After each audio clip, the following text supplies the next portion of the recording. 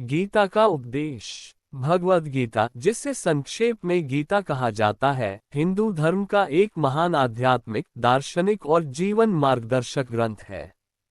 इसका उपदेश भगवान श्री कृष्ण ने कुरुक्षेत्र की युद्ध भूमि में अर्जुन को दिया था, जब अर्जुन अपने ही परिजनों और गुरुओं से लड़ने के विचार से विचलित और निराश हो गया था।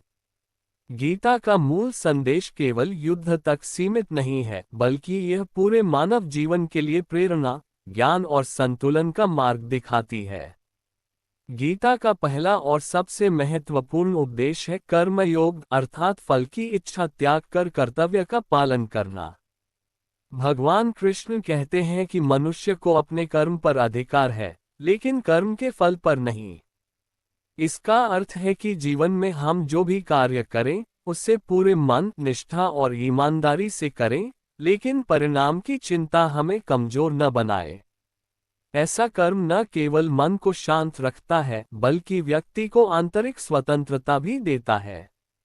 दूसरा महत्वपूर्ण उपदेश है समत्व भाव, यानी सफलता और असफलता दोनों को समान भाव से स्वीकार करना। कृष्ण कहते हैं कि जीवन में उतार चढ़ाव आते रहेंगे, लेकिन जो व्यक्ति इन दोनों स्थितियों में स्थिर रहता है, वही सच्चा योगी और ज्ञानी है। समत्वभाव व्यक्ति को तनाव, क्रोध, लोभ और भय से दूर रखता है।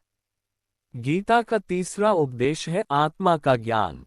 कृष्ण बताते हैं कि आत्मा न जन्म लेती है, न मरती है। वह नष्ट नहीं होती, केवल शरीर बदलता है। ये ज्ञान डर और मोह को समाप्त करता है और मनुष्य को मृत्यु, पीड़ा और हानि के भय से मुक्त करता है। ये समझ जीवन को गहरी शांति और आध्यात्मिक शक्ति प्रदान करती है। चौथा महत्वपूर्ण उपदेश है भक्ति योग, अर्थात भगवान में पूर्ण समर्पण। कृष्ण कहते हैं कि जो मन, बुद्धि और कर्म को ईश्वर को समर्पित करता है, वह जीवन के हर संकट से पार पा लेता है। भक्ति मन को सरल बनाती है, अहंकार हटाती है और व्यक्ति को ईश्वर के निकट ले जाती है। पांचवा उपदेश है ज्ञान का महत्व। कृष्ण बताते हैं कि ज्ञान से अज्ञान का अंधकार दूर होता है। ज्ञान मनुष्य को सही और गलत में अंतर करना सिखाता है और जीवन के वास्तविक उद्देश्य को समझने की शक्ति देता है। अंत में गीता का सबसे सार्थक संदेश यह है कि धर्म हमेशा न्याय, सत्य, प्रेम और कर्तव्य पर आधारित होता है। जो व्यक्ति धर्म के मार्ग पर चलता है, वही सच्ची सफलता और शांति प्राप्त करता है। इस प्रकार गीता का उपदेश केवल धार्मिक ग्रंथ नहीं है, बल्कि यह जीवन जीने की एक संपूर्ण कला है। ये हमें सिखाता है कि परिस्थितियां कैसी भी हों, डरना नहीं चाहिए, बल्कि दृढ़ संकल्प, साहस, ज्ञान और भक्ति के साथ आगे बढ़ना चाहिए।